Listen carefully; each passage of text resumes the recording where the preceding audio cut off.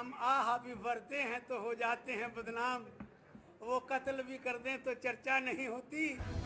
किसानों के जख्मों पर नमक, सांसद को चाहिए न जाने और कितने किसानों की आहुति।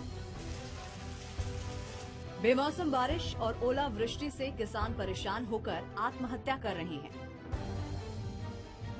तो कहीं नेता शेरो शायरी के जरिए गैर जिम्मेदाराना बयान देकर किसानों की त्रासदी पर राजनीति कर रहे हैं।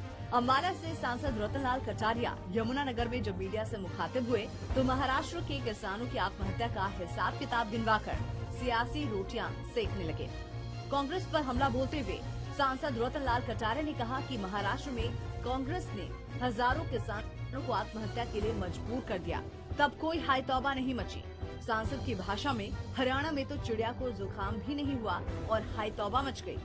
हम आह भी भरते हैं तो हो जाते हैं बदनाम, वो कत्ल भी कर दें तो चर्चा नहीं होती।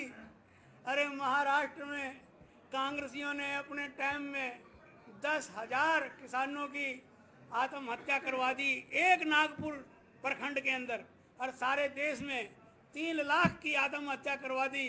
जब तो कुछ होया नहीं, और हमारे टाइम में तो ये भी हाल चिड़िया को भी जुकाम नहीं होया मेरे यार। क्या ऐसे होने चाहिए जनप्रतिनिधि? संसद में ये उठाएंगे किसानों की आवाज। हरियाणा में पिछले कुछ हफ्तों में कुदरत की मार से परेशान 9 किसानों ने मौत को गले लगा लिया, लेकिन सांसद महोदय को तो ये चिड़िया को जुकाम होने जैसा ही लगता है। सांसद साहब, किसान तो किसान होता है, वो तो हर किसी का पेट भरता है।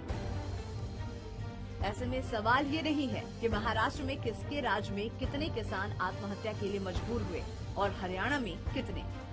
सवाल ये है कि आखिर देश के किसान आत्महत्या के लिए मजबूर हो ही क्यों रहे हैं,